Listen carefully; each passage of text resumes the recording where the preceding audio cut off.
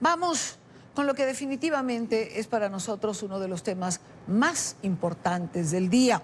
El anuncio de Iván Márquez y otros ex líderes guerrilleros reincidentes de retomar las armas en Colombia.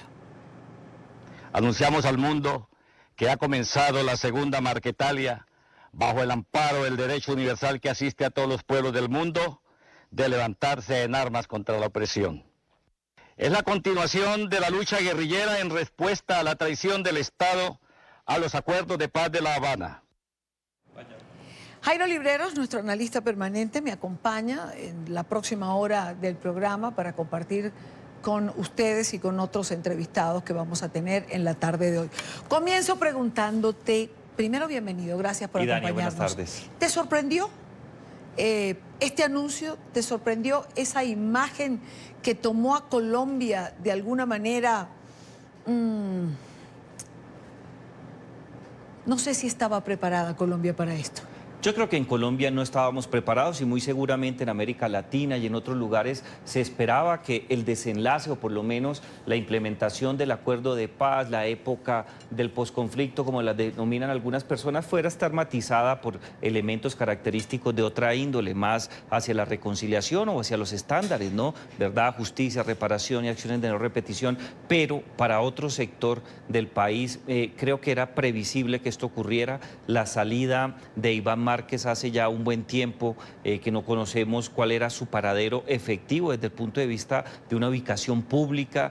A eso se une los informes de inteligencia, la desaparición de unos tipos muy peligrosos como el Paisa Romaña. Luego viene el Afer Santrich, que ha sido una locura, ha sido quizás una novela con elementos de suspenso, de crisis y salidas inesperadas.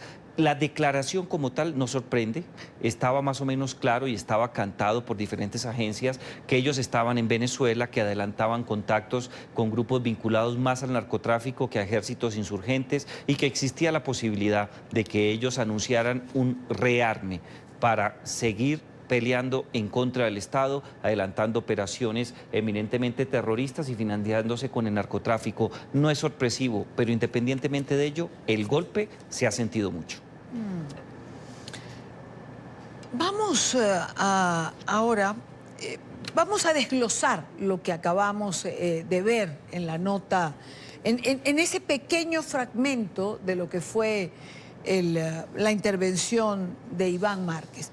Desde la clandestinidad, armados y de camuflados, Iván Márquez, Jesús Santrich, el Paisa Romaña, como Jairo menciona, han anunciado que vuelven a las armas y notificaron que reincidirán en prácticas de violencia. Márquez, el mismo que negoció el acuerdo con el gobierno Santos, habló en este video, del cual acaban de ver un pequeño fragmento, y expresó en 2 ocasiones el apoyo al régimen de Nicolás Maduro. De regreso a la criminalidad, Márquez también anunció alianzas con el ELN. En la grabación, Jesús Santrich, quien quedó libre por orden de la Corte Suprema hace 3 meses y aparece hoy cargando un fusil. En entrevistas con Noticias RCN, el alto comisionado para la paz, Miguel Ceballos, dijo que la información de inteligencia confirma que estos fugitivos permanecen en territorio venezolano. En medio de un improvisado campamento, Iván Márquez, y diciendo que supuestamente están en Inírida, el jefe guerrillero reincidente lee un comunicado y anuncia al país que regresan a las armas y a la criminalidad. Buscaremos coordinar esfuerzos con la guerrilla del ELN. Márquez, quien hace 3 años firmó el acuerdo como jefe negociador de las FARC con el gobierno Santos, apareció vistiendo un uniforme verde oliva, similar al utilizado por la Guardia Nacional Bolivariana, y usa en sus prendas los mismos distintivos utilizados por las antiguas FARC. Para seguir operando en las profundidades de la selva remota. No.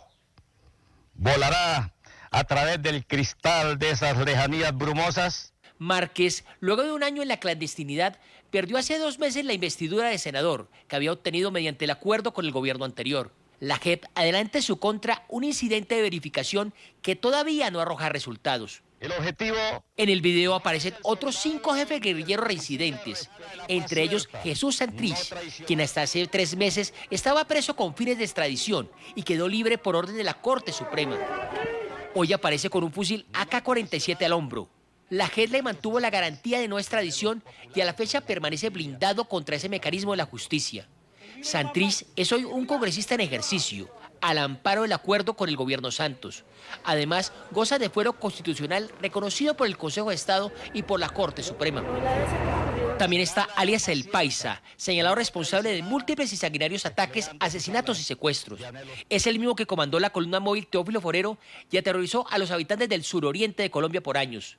En su contra no hay órdenes de captura vigentes, porque las decisiones que la JEP, que le quitó algunos beneficios por incumplimiento, están suspendidas y en apelación. Un poco más atrás en el video aparece otro jefe reincidente de las FARC, responsable de crímenes atroces, Henry Castellanos alias Romaña, condenado por miles de secuestros y dolorosamente recordado por las pescas milagrosas en la vía al llano. En su contra hay en curso un incidente de verificación en la JEP por incumplimiento de las citaciones a responder por sus delitos. También están en el video alias El Zarco Aldinever, con procesos pendientes por reclutamiento y abuso sexual contra menores. Figuran Walter Mendoza y alias El Loco Iván, también responsables de pescas milagrosas. En el grupo también se identifican 5 mujeres y otros 20 guerrilleros fuertemente armados con fusiles R-15, AK-47 y Galil. La mayoría en botas de caucho, menos alias El Paisa, que tiene calzado de guerra tipo americano. El video fue grabado por lo menos a 3 cámaras y editado antes de ser puesto en circulación a través de medios digitales en la madrugada de hoy. Este es el video que sorprendió a Colombia en la madrugada de hoy. Este es el video del que todo el mundo habla, no en Colombia solamente, se habla en la región y se habla a nivel internacional. Yo tendría que preguntarte, ¿alguna vez, Jairo, tú crees que estas personas pensaron realmente en acogerse al proceso de paz? Yo creo que en algún momento la posibilidad, o por lo menos la probabilidad de ingresar nuevamente a la sociedad, de cumplir especialmente algunas actividades que les permitiera llevar una vida entre comillas normal, hizo parte de su ideario, pero indudablemente creo que a partir de la firma del acuerdo del Teatro Colón en finales del año 2016, esa idea, o por lo menos ese principio de idea, se fue desdibujando por completo. Hay que tener en cuenta de manera particular que figuras como el señor Márquez, que siempre tuvo el sueño de ser el gran cabecilla, o entre comillas, el comandante de las FARC, o de lo que conocimos con la FARC, nunca se concretó, siempre ocupó una posición muy difícil, aún siendo jefe negociador, no se sentía respaldado ni reconocido en su liderazgo delictivo, criminal y terrorista por sus pares.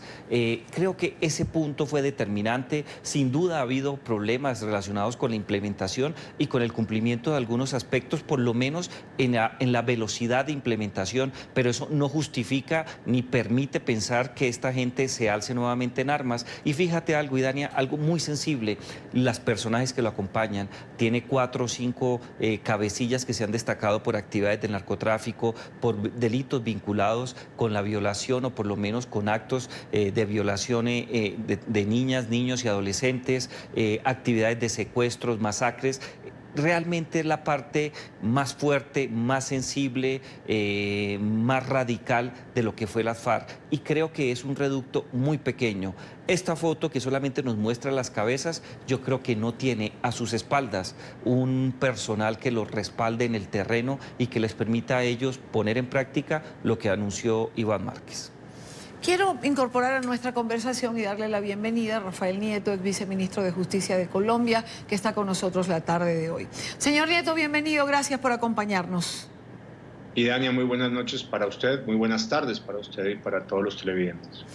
Señor Nieto, yo comenzaría preguntando, ¿estamos en presencia del resurgimiento de un grupo de guerrilla armado o de una banda de delincuentes?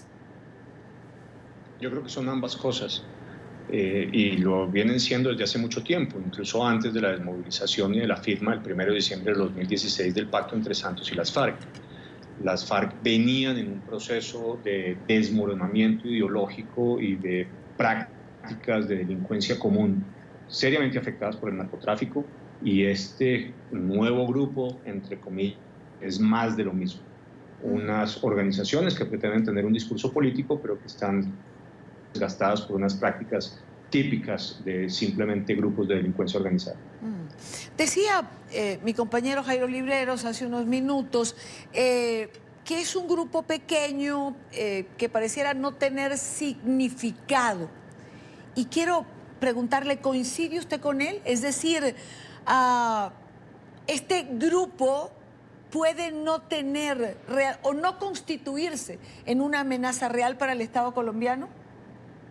Yo no comparto esa lectura por distintos motivos. La primera, porque este grupo está recogiendo las disidencias de las FARC, es decir, aquel conjunto de grupos y de frentes guerrilleros que nunca se desmovilizaron, que son aquellos que estaban claramente vinculados a los negocios más fuertes de economía ilícita, de minería ilegal y narcotráfico, al menos 5 frentes, y algunos de ellos muy poderosos como el Frente Primero, porque además recoge a los llamados reincidentes, es decir, aquellos que se desmovilizaron pero que han reincidido en las actividades criminales, y porque además se anuncia, y ya ha sido dado de alguna manera por el ELN, una alianza estratégica con el ELN. La sumatoria de estos 3 factores hace que al final tengamos una amenaza muy seria que no se puede despreciar de ninguna manera, y que además esa amenaza esté alimentada por el momento de mayor auge del narcotráfico en Colombia, con 208.000 hectáreas sembradas a lo largo y a lo ancho de todo el país, donde se ha triplicado la producción que había hace 3 años. Estamos produciendo cerca de 1.000 toneladas y con un dólar disparado que hace que los ingresos por narcotráfico sean mucho mayores en términos de pesos. Me parece que la combinación de una fuerza económica muy fuerte por su vinculación con el narcotráfico, la alianza con el ELN y el recoger disidencias y, por el otro lado, reincidentes, hace de este un grupo muy difícil de combatir. A todo esto usted agréguele que encuentran un refugio, una protección y eventualmente un apoyo logístico en territorio venezolano. Yo creo que no es una amenaza que haya que menospreciar. Jairo, es decir, y según lo que está diciendo el señor Nieto, es una amenaza creíble y real para la seguridad del Estado colombiano. ¿Cómo puede reflejarse este accionar en la cotidianidad de Colombia entonces a partir de ahora? Y Dania, yo creo que sí puede llegar a constituirse en una amenaza, pero que ellos vayan a tener en el corto plazo, y afirmo aproximadamente los próximos 5 años, capacidad de control territorial es muy difícil. Ellos trataron de negociar y se ha filtrado en las últimas semanas un acuerdo con Gentil Duarte y otras 2 personas que hacen parte de esa gran organización donde está, según información de inteligencia entregada por el ejército, el 80% de los disidentes están con él. Gentil Duarte le dijo no. Usted se somete a las reglas y el comandante soy yo. Él sale muy mal de esa reunión. También se supo y ha sido entregado por información de inteligencia y otras personas que han tenido contacto sobre ese particular, que buscó un acercamiento con Pablito y con otro delegado de lo que se denomina el Comando Central o el COSE del ELN para buscar una alianza, pero de manera particular una fusión de organizaciones terroristas y en el pasado fueron subversivas, pero digamos lo que hoy son solamente terroristas. La respuesta de Pablo y del COSE es muy fuerte. Ellos están de acuerdo en buscar una alianza, pero cada uno desde sus propias bases o, si Iván Márquez estaba interesado, integrado, pero debajo del COSE. Iván Márquez también sale derrotado en estos momentos. Muy seguramente estamos hablando de unos 500 hombres que se encuentran dispersos en el territorio colombiano y que van a constituir una amenaza y que muy seguramente van a estar interesados en alianza con Gentil Duarte o en alianza con el ELN, en adelantar actos terroristas cuyo objetivo no serían precisamente actividades o unidades militares, sino objetivos civiles, lo cual no solamente afecta el derecho internacional humanitario, sino de manera particular los derechos humanos. En ese punto creo que hay una amenaza sensible, real, que puede ocurrir en el corto plazo, como lo dice el doctor Nieto Loaiza, pero creo que desde el punto de vista de tener unidades para adelantar operaciones y tener la capacidad de poner en jaque de un lado las instituciones políticas o a la fuerza pública por el otro, yo creo que todavía no tienen la entidad ni la suficiente capacidad de reclutamiento. Fíjate que en el tema de reclutamiento es vital. El que se ha demostrado tener una capacidad de reclutamiento muy grande es precisamente Gentil Duarte. Aquí hay unos cabecillas muy delicados. Mencionaban en la nota de nuestra cadena aliada de RCN cómo está Romaña, está el Paisa y otro tipo de personajes muy importantes que tienen una experiencia terrorista gigantesca, pero ellos para montar nuevamente un ejército alzado en armas van a demandar mucho tiempo. Cuentan de manera particular con el respaldo de Venezuela. La dictadura de Maduro no los va a buscar ni los va a capturar. Yo creo que es una amenaza que hay que ponerle cuidado, pero no creo que tenga la capacidad en el corto plazo, en términos militares, de poner en jaque al Estado colombiano. ¿Está usted de acuerdo, doctor Nieto? En la expresión final sí. Cuando uno dice poner en jaque al Estado, tendría que decir que ni siquiera las FARC en su momento de mayor poder pudieron poner en jaque al Estado colombiano, pero que constituyen una seria amenaza que no se puede menospreciar, yo no tengo la menor duda.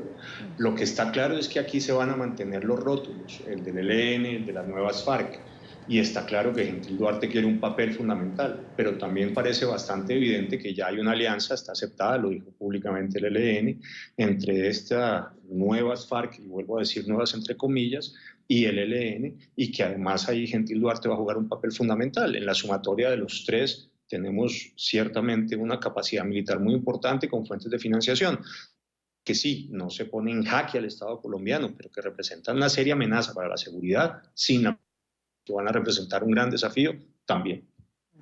Yo quiero pedirle a los dos que escuchemos lo que ha sido la respuesta del presidente de Colombia, Iván Duque. He querido compartirla de principio a fin porque me parece importante cada uno de los pronunciamientos que hace en lo que fue su mensaje a los colombianos. Escuchemos. Colombianos, ante las declaraciones hechas por alias Iván Márquez y sus cómplices, quiero decir lo siguiente. Colombia no acepta amenazas de ninguna naturaleza y mucho menos del narcotráfico. Los colombianos debemos tener claridad que no estamos ante el nacimiento de una nueva guerrilla, sino frente a las amenazas criminales de una banda de narcoterroristas que cuenta con el albergue y el apoyo de la dictadura de Nicolás Maduro. No caigamos en la trampa de quienes hoy pretenden escudarse detrás de falsos ropajes ideológicos para sostener sus andamiajes delictivos. Este grupo de delincuentes pretende burlarse del pueblo colombiano y no se lo vamos a permitir. He hablado con la doctora Patricia Linares, presidente de la Justicia Especial para la Paz, frente a la urgente necesidad de la expulsión de estos criminales de la justicia transicional. Lo mínimo que Colombia espera hoy del partido FARC es la expulsión inmediata y sin contemplaciones de todos los delincuentes que aparecen en ese video. Estas imágenes evidencian la necesidad de tener una claridad diáfana sobre las armas, las rutas del narcotráfico, los bienes y los dineros del grupo armado.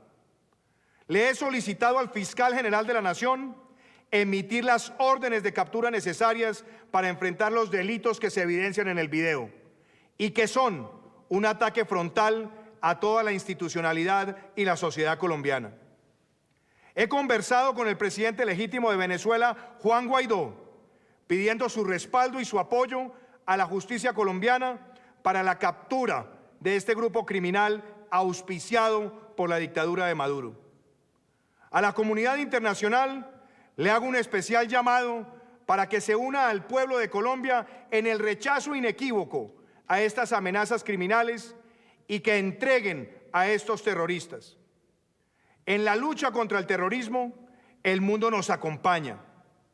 Los estados que le brinden protección al terrorismo violan la resolución 1373 del Consejo de Seguridad de Naciones Unidas. Ningún país puede albergarlos y por eso avanzaremos en la expedición de las circulares rojas de Interpol.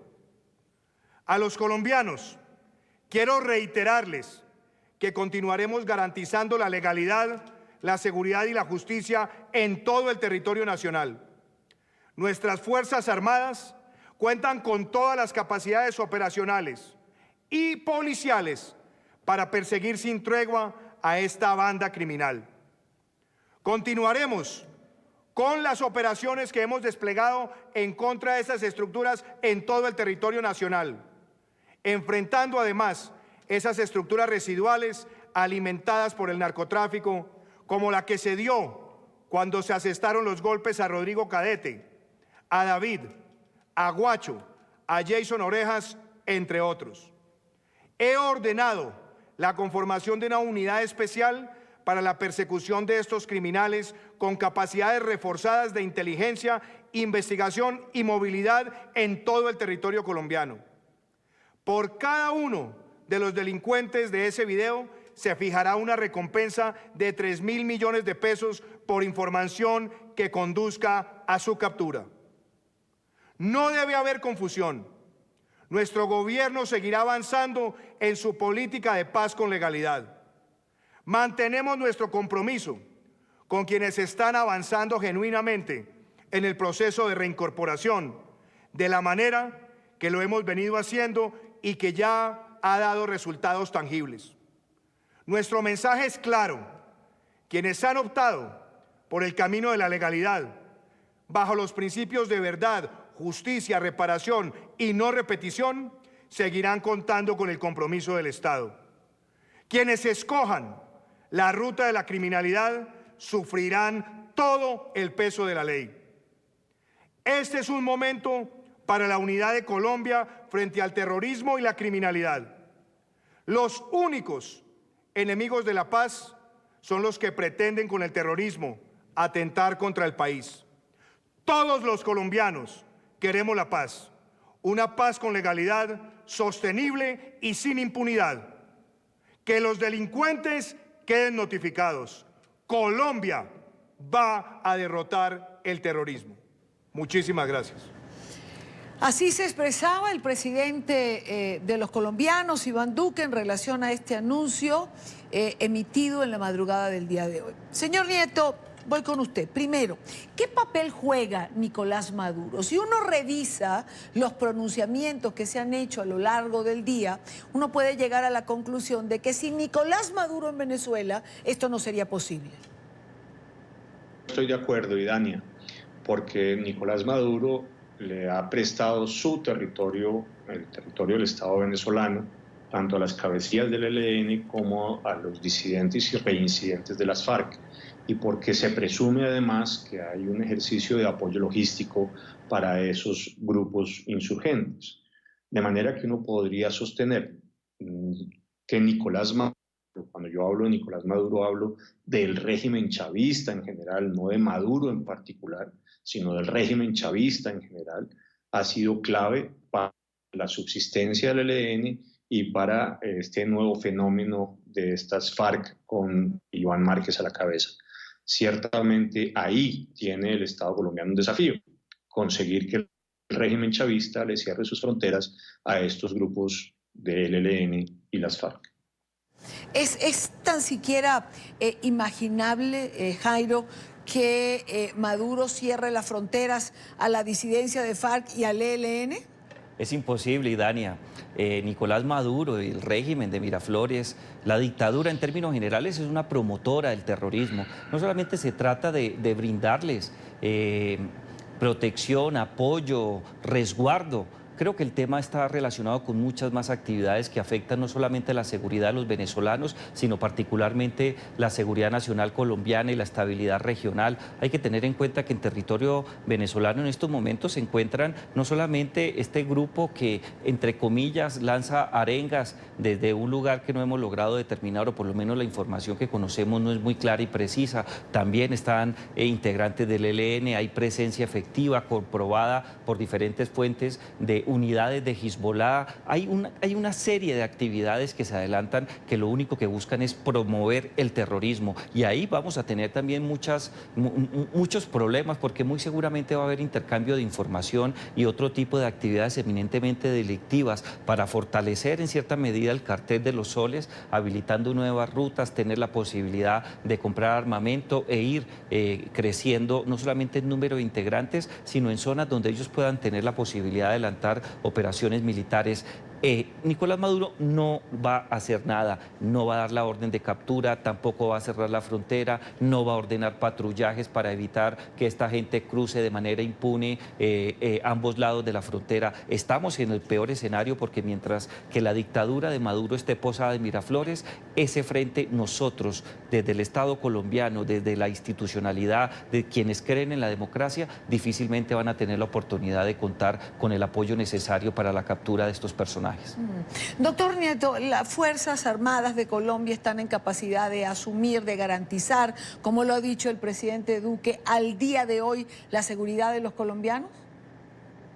Yo creo que aquí hay un desafío, Idania, que hay que plantear sobre la mesa. Estamos en una situación esquizofrénica. Permítame explicarlo muy rápidamente. Sí. Tenemos un orden constitucional y legal de posconflicto, resultado del pacto entre Santos y las FARC. Tenemos una institucionalidad del posconflicto, resultado de ese pacto. Tenemos una doctrina militar del posconflicto y tenemos una estructura de disposición de las fuerzas militares y policía en el terreno que es de posconflicto. Y tenemos un presupuesto para la fuerza pública con las restricciones del posconflicto, pero la realidad es conflicto armado. Y eso al final lo que genera es un ejercicio claramente esquizofrénico. Orden constitucional, institucionalidad, estructura, doctrina, presupuestos del posconflicto y realidad de conflicto armado. Si no se resuelve a favor de reconocer que estamos en una situación de conflicto armado, al final la capacidad de la fuerza pública para enfrentar las amenazas será cada vez menor. Eso primero, pero además segundo, la verdad es que en el pacto entre Santos y las FARC hay al menos dos grandes elementos estructurales, son más, pero me refiero a los dos fundamentales que fomentan de alguna manera la violencia. Por un lado, la impunidad. La impunidad es semilla de nuevas violencias y hay una impunidad real para crímenes internacionales en ese pacto. Y por el otro lado, el conjunto de incentivos perversos al narcotráfico que están ahí en el pacto y que han generado que el año pasado en Colombia hubiéramos llegado a 208.000 hectáreas de narcocultivos y que la producción de cocaína se haya triplicado en comparación con lo que era apenas hace 8 o 10 años. En esa combinación lo que tenemos es un océano de coca con $1, además, que genera muchísimos más ingresos para aquellos que están vinculados al negocio del narcotráfico. En la combinación de ambas cosas, de esa situación esquizofrénica y de estos incentivos perversos a la violencia, tenemos una situación de suma gravedad que hay que saber enfrentar y un desafío para el gobierno y para la fuerza pública.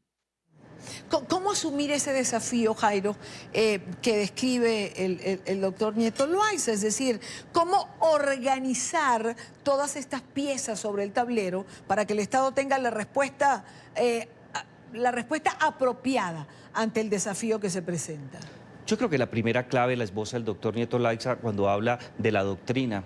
Y creo que sí, Colombia ha tenido dificultades, o por lo menos es lo que uno puede evidenciar, para consolidar una doctrina militar que le permita no solamente abandonar lo que quedó de la doctrina de la seguridad nacional, que todavía tiene consecuencias muy negativas al interior de las fuerzas militares, y encontrar una doctrina que le permita, entre comillas, en el posconflicto o posacuerdo del Teatro Colón, tener nuevamente elementos que garanticen de un lado su libertad de acción, retomar la iniciativa para adelantar no solamente la búsqueda de estas personas en los términos que explicaba el presidente de la República, el presidente Duque hace pocos segundos, sino particularmente para copar de una mejor manera los territorios y no perder otro tipo de actividades que son más afines a la misionalidad que establece la Carta Política y los estándares internacionales para quienes representan o por lo menos implementan las políticas públicas de defensa nacional. Un segundo punto, y Dania, yo creo que tenemos que ser muy claros de qué manera se va a calificar este nuevo grupo o lo que está ocurriendo en diferentes sectores. El doctor Loaiza hablaba de reconocer un conflicto armado o por lo menos tener unas fuerzas militares, así lo entendí yo, que estén en capacidad de manejar un tema tan crítico en medio de un ambiente de esquizofrenia como él lo mencionaba. Pero yo creo que muy seguramente vamos a tener que apostar por una doctrina que tenga en cuenta una confluencia de elementos. Tener una dictadura al lado complica mucho las cosas, tener un proceso de crisis migratoria hace mucho más permeable las fronteras y tener una cantidad de espacios donde el Estado históricamente no hace presencia en términos militares, pero también dentro de su portafolio de servicios públicos, especialmente los sociales. Yo creo que no se trata de tener una doctrina integral, se trata de tener unas fuerzas militares que garanticen su libertad de acción, tengan la iniciativa y que puedan atender diferentes frentes, sí, pero en medio de lo que estamos viviendo, implementando un proceso de paz, buscando a otros cabecillas y ojalá no ocurra unas personas tratando de asestar golpes fuertes para desestabilizar la democracia, afectar la población civil, pues yo creo que sí va a ser un ambiente muy difícil y que va a demandar, de un lado, tener por lo menos en el corto plazo una cúpula militar completamente diferente. Esta cúpula militar que lleva 6 meses aproximadamente, 8 meses en el poder, creo que no logró sintonizarse con las necesidades reales del país y muy seguramente lo que tenemos es que barajar nuevamente. Crear un general demanda mucho tiempo, 30 años promedio, y es lo que tiene Colombia, pero creo que se requiere una cúpula que tenga una visión mucho más amplia de las situaciones y amenazas que se viven actualmente. Quiero compartir con ambos, ya para cerrar esta parte, lo dicho por Rodrigo Londoño, alias Timochenko, presidente del partido FARC, quien aseguró que siente vergüenza y ofreció disculpas al pueblo colombiano y a la comunidad internacional. Escuchemos.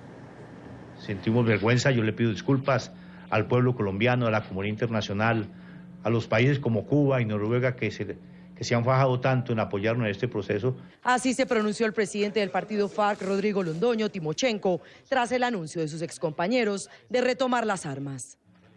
Proclamar la lucha armada en la Colombia de hoy constituye una equivocación delirante. Otros jefes de las FARC también se refirieron al anuncio. No pensé que iban a asumir esta posición, diríamos, tan radical, en la que pues es en contravía de los intereses y de la aspiración de la nación. ¿Pero se sienten traicionados? Nosotros no hablamos en esos términos, ¿sí? La gente es libre de escoger lo que quiera. Y quien quiera irse para algún lado, pues no depende de nuestro partido ni de la voluntad nuestra. Nos parece que se está desconociendo un legado histórico de lucha por la paz y sobre todo ese legado también de que los compromisos que se pacten hay que cumplirlos. Timochenko también se pronunció sobre la vinculación al partido de los exjefes guerrilleros hoy reincidentes. Los firmantes de la alocución rompieron públicamente con nuestro partido, protocolizaron su renuncia y asumieron las consecuencias de sus actos. Doctor Nieto, hay una diferencia clara en este momento entre este grupo de reincidentes que decide tomar las armas y la posición del partido a través de lo que ha dicho Timochenko. Y Dania, permítame discrepar de algo que dijo Jairo antes de responder su pregunta. Claro. Yo no creo que haya un problema en esta cúpula militar. Me parece al contrario que aquí hay una confluencia de intereses de sectores vinculados con el santismo, de la izquierda radical y de la mafia, para que esta cúpula no pueda cumplir efectivamente su tarea. A mí me parece que hay claramente un interés de estos sectores en que las fuerzas militares y la policía no tengan la suficiente capacidad para combatir con eficacia y con legitimidad, pleno respeto del derecho de los derechos humanos y el derecho internacional humanitario en cada una de las circunstancias, estos desafíos que están generándose en la delincuencia y la criminalidad organizada. Ahora, hay un sector de la sociedad colombiana que no cree que esto sea verdad, en el sentido de que aquí hay unas FARC que efectivamente se desvían del todo de las actividades criminales y unas FARC, estas nuevas, las que se anuncian hoy, que siguen vinculadas a las actividades criminales, sino que creen que aquí hay una estrategia de combinación de todas las formas de lucha donde se sacan las ventajas del acuerdo político y por el otro lado se tienen las ventajas de seguir en la delincuencia, la criminalidad organizada. Hay otro sector de la sociedad colombiana que cree que sinceramente aquí hay una división entre unas antiguas FARC y estas nuevas que se rearman. A mí me parece que hay un desafío en establecer un ejercicio eficaz de protección para aquellos que efectivamente se han desmovilizado, pero también en verificar quiénes de los que aparentemente se desmovilizaron, como ocurrió en su momento con Romaña, El Paisa, Iván Márquez Osanto, en vinculación a actividades criminales y básicamente las economías ilícitas, legal y el narcotráfico. Y ese es parte del problema que genera este anuncio. Iván Márquez siembra un manto de duda sobre lo que efectivamente ha ocurrido y sobre la estrategia de fondo, tanto del partido político FARC como de esta nueva guerrilla. ¿Cuál es la verdad? A mí me parece que la vamos a tener que ir descubriendo con el tiempo y que se requiere mucho más que un ejercicio de contundencia verbal como el que ha hecho Timochenko. Rafael Nieto es viceministro de Justicia de Colombia. Gracias por acompañarnos, doctor Nieto. Buena tarde para usted. A usted, Dania, y a Jairo y a todos los televidentes, muchas gracias. Gracias por estar aquí.